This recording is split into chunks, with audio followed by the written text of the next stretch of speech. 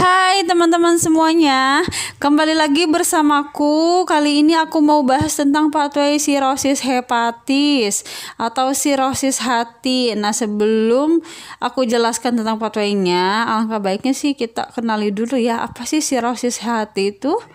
Sirosis hati itu adalah kondisi ketika organ hati telah dipenuhi jaringan parut. Nah, ini ya foto gambar normal parunya, dan di bawah itu sirosis hati ya. Jadi penuh dengan jaringan parut.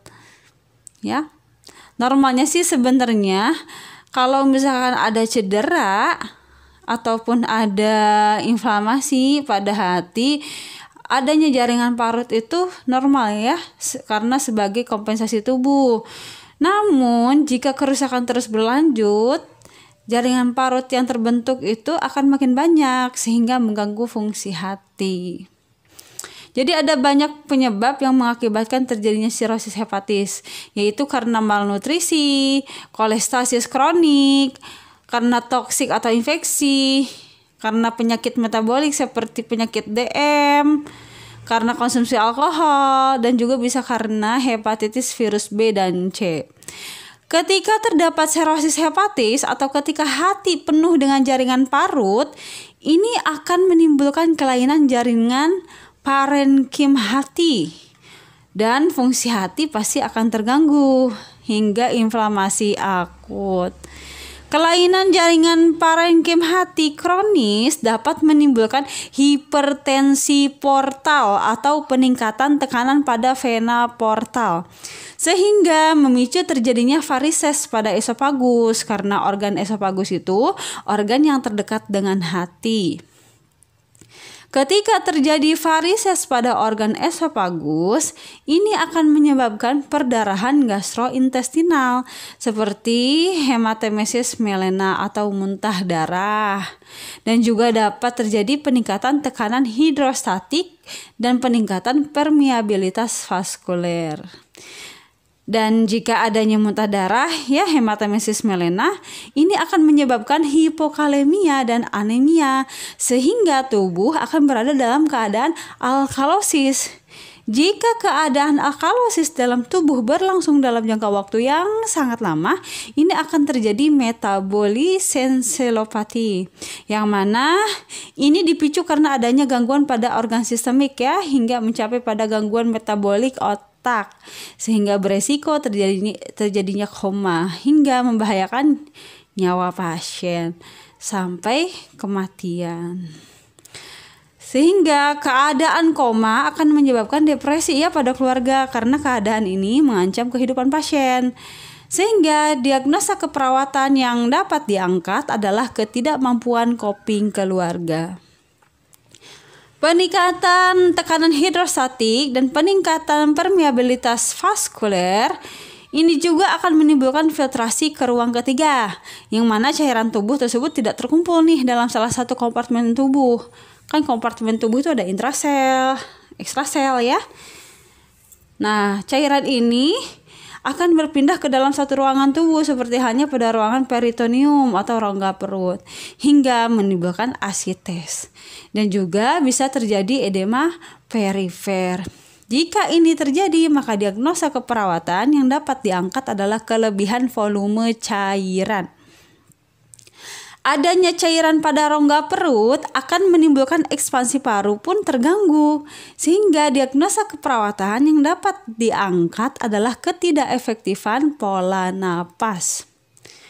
Sirosis hati ini juga dapat terjadinya gangguan pada kerja fungsi hati ya, hingga timbul gangguan metabolisme bilirubin, hingga bilirubin pun pasti tak terkonjugasi. Nah, jika bilirubin tak terkonjugasi atau bilirubin yang belum mengalami proses pengolahan di hati ini meningkat dalam tubuh, hal ini akan menimbulkan feses menjadi pucat, urin menjadi gelap, dan ikteri. Yang mana nih kondisi ini semua akan menimbulkan kecemasan pada pasien ya pastinya. Maka diagnosa keperawatan yang dapat diangkat adalah ansietas. Keadaan ikterik yang mana pasien akan tampak dengan ciri khas biasanya itu pewarnaan kuning pada kulit dan juga pada bagian mata. Hal ini akan menimbulkan perasaan tidak nyaman ya pada pasien. Maka diagnosa keperawatan yang dapat diangkat adalah gangguan citra tubuh. Bilirubin tak terkonjugasi meningkat dalam tubuh. Ini juga dapat menimbulkan penumpukan garam empedu di bawah kulit. Yang mana sebelumnya aku udah jelaskan ya, jika ada penumpukan garam empedu, otomatis kulit akan merasakan pruritus atau gatal pada kulit. Sehingga ada rasa ingin menggaruk di seluruh area kulit tubuh. Maka diagnosa keperawatan yang dapat diangkat adalah kerusakan integritas kulit.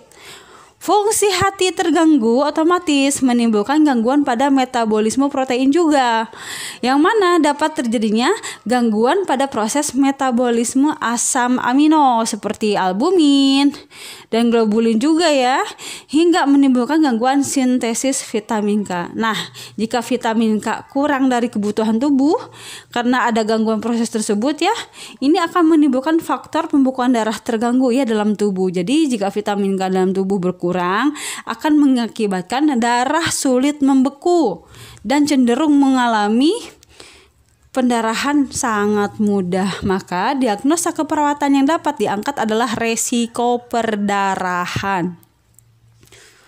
Fungsi hati terganggu akan mengakibatkan terjadinya gangguan pada metabolisme zat besi, sehingga produksi sel darah merah pun pasti akan menurun.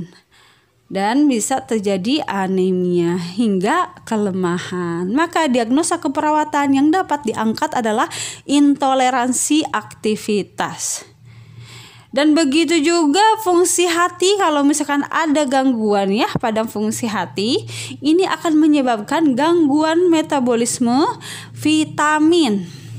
Karena adanya gangguan pada produksi sel darah merah menurun dan gangguan metabolisme vitamin juga otomatis ya sintesis vitamin A, vitamin B ya dan vitamin B12 itu akan melalui hati dan itu akan ikut menurun. Jadi kalau misalkan fungsi hatinya terganggu, terus pastinya gangguan pada produksi sel darah merah pun pasti akan menurun juga. Begitu juga pada gangguan metabolisme vitamin juga ya. Otomatis kalau misalkan ada gangguan pada metabolisme vitamin, nah sintesis vitamin A, B kompleks dan B12 ini akan ikut nurun juga karena terjadinya gangguan pada hati. Fungsi hati terganggu juga akan menimbulkan gangguan pembentukan empedu sehingga lemak tidak diemosikan dan tidak dapat diserap oleh usus halus. Dan ini akan menimbulkan peningkatan peristaltik usus hingga diare.